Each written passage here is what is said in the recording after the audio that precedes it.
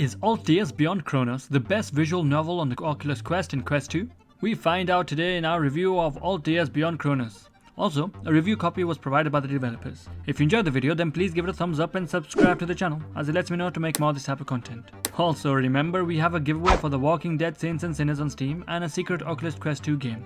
All you have to do to enter is give the video a thumbs up, subscribe to the channel, and comment which game you want to enter for by putting either hashtag Walking Dead or hashtag Secret Quest 2 game. Well, let's get straight into the video. So what is Altdeus Beyond Chronos? Without going into any spoilers. First, let me explain that it isn't an average gaming experience. This is a visual novel experience. Think of it as being a part of an anime where you decide the outcome of an ending with the choices and decisions you make. It's basically a blend of watching and being in the story at the same time with some interactions. So, in Altdeus Beyond Chronos, you are taking part as the protagonist Chloe, who is a genetically modified super soldier for the company called Prometheus, assigned to protect the city from the giant meteorite creatures known as Meteora, a very creative name, through the use of the giant mechs, similar to the movie Pacific Rim. The game appears to be set in a cyberpunk-inspired era. Chloe is also going through a lot of emotional turmoil from the death of her friend, who she was assigned to protect but failed.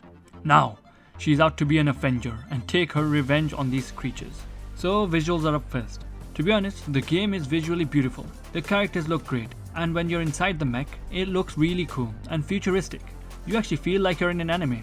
There is one part during the flashbacks where everything is black and white, apart from one thing. Now initially it was cool, but I feel like there are a lot of these moments, and I personally love to see color in VR, so seeing that much black and white was taking me a little bit out of the moment. Another thing was that anytime there was movement, it seemed like the character pixeled in, which might have been a design choice, but if I was watching an anime, I wouldn't really expect to see that. One final negative thing that I noticed was that the game felt a little empty, with a lack of a crowd when you go into the city. You can kind of make out people far in the background, but motionless yet making noise. It felt like a Nintendo DS game with a lack of assets. That just made me think, why are there no people except the main characters? Yes, the story explains a little bit about it, but it would still have been nice to see people. But these are just minor things that I noticed, and you'll probably notice them as well. Moving on to sound and music. First, let me just mention the fact that the soundtrack is actually pretty epic. Sometimes a little too epic. Now I love it, but I feel like the songs playing was when the hero is unleashing the final ultimate move in an anime. But the other characters seemed like it was just a normal day for them. So I thought it was a little bit of a mismatch, although I really did enjoy the soundtrack. But one thing I really want to talk about is the opening intro song that starts after a few minutes of gameplay. That honestly gave my body shivers of how good and awesome it was. I don't get impressed easily, but I was thinking, wow, this sounds amazing and looks gorgeous. Moving on to the voice acting. It's reasonably good, although your character, Chloe, felt like she was just an emo, always depressed. Why do you care? I wanted her to become one of the other characters so I could just punch her in the face.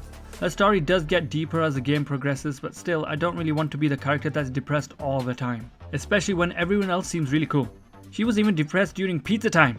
Another cool thing, it has both English dub as well as the original Japanese with English sub option, for all you purists out there, which is always a great option to have. Alright, let's move on to the gameplay and the story. Now gameplay wise, there isn't really that much to talk about since there is limited interaction, basically limited touch this or pick up this, etc. The interactions are enough to keep you engaged and make you feel a part of the story, but you will fire the weapons on the mech suit, although before people get too excited, you don't actually control the mech. Now where it shoots, you literally just press the button, which is enough to keep you engaged but not anything more. Remember, the whole point of the game is the story. So talking about the story, a big part of the gameplay is the choice system that has been implemented, which will allow different story endings.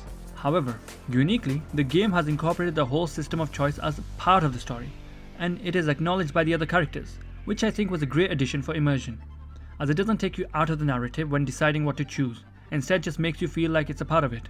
To be honest, I can't talk too much about the story without giving away spoilers, but just note that there are multiple ways of doing things, and to get a happy ending doesn't always mean being the nicest person, although considering your character is so annoying, you might not be nice at all. The only gripe I have with some of the gameplay mechanics are the unnecessary tasks that the game makes you do, just to fill time. For example, like getting oil from a music box, which was right behind you. It didn't achieve anything and it just felt like a menial task. I don't understand why this is there, considering the length of the game is quite decent, even without the multiple endings. So one playthrough will be around 3 to 4 hours, and then with all the story endings it will be around 15 hours. Now I love getting my money's worth, and this game really does give you your money's worth, even at the higher end of VR game prices. Plus, it's a game you can just relax and play anywhere.